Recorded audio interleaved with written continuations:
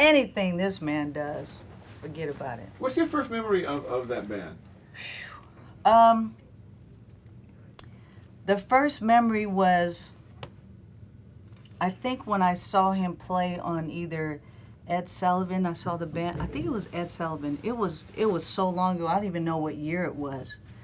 And again, I was into the band, so this was a band for me. And then, for one thing, checking out the drummer, and then checking out the clothes and the hair. It's like they had a look. Again, it was about everybody was doing the same thing. They all believed one thing, you know, that music, and that's why they sounded like that. They had to come together and play as a unit. So for Sly to come up, first of all, again, an artist that, even though his songs were all a little bit different, it still sounded like Sly, you know, it's just amazing. I mean, Larry to come up with these bass lines as well, he pretty much created that sound with the thumping, and I mean, him and Boots here, you know, the two of them, but it was just a whole nother thing, again, with horns, and him playing the clav and the organ, and just standing in the front with all his hair and the outfits. It's like, you wanted to be like them. Did you ever get a chance to play with him? Oh, yeah. Not back in the day then, after the fact, Right. yes, but not back in the day. No, I was just a fan and admirer of his work. Amazing. What do you, okay, here's a tough one. Okay, your favorite funk album? That's not right. That's not even fair. That's not right.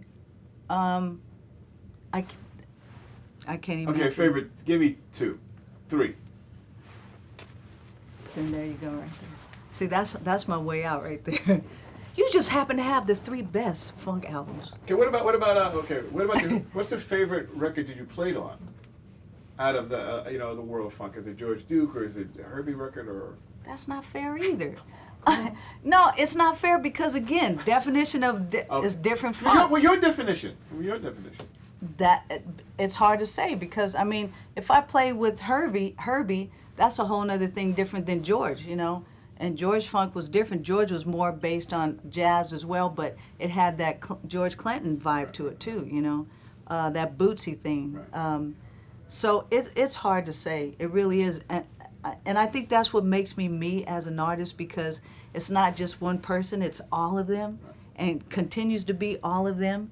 And I've instilled that in who I am as an artist, and just appreciate that, you know, because I got to grow up with this. That's pretty awesome. I'll tell you something surprising. We asked D'Angelo his favorite funk album. He went back. He said Prince's Parade album.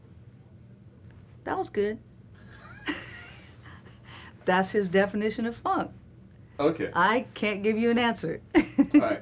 Just let me go back one more time. Do you see? We talked a bit about it. Just want to get it more concise. Funk in the 21st century. Is funk dead, or is it just morphed into something different? I think funk is dead in its own way. It's not what it used to be, but it has morphed into something that's different in the 20th century. Absolutely, it's totally different, and it's okay. It's okay, and that's why I think we still try to sometimes go back to what we used to hear, or the new generation now, thinking that this is the new funk, but it was actually sampled from something that was old. So, however we can get it to them, let's get it to them. Okay.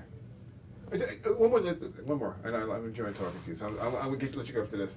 Just in terms of where you see I know you gotta go. Music. Where do you see what you're doing musically right now? Where do you feel you are?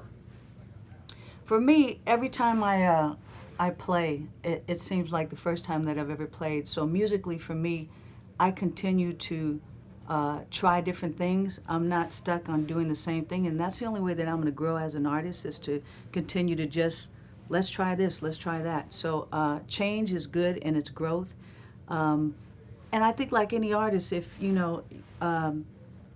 if this year, 2012, say for instance, I did a bunch of tours, did this, met this person, my music will be influenced by the things that have happened this year. The next year it'll be something different. So it just depends. But I continue to grow, and I'm glad that I am doing that.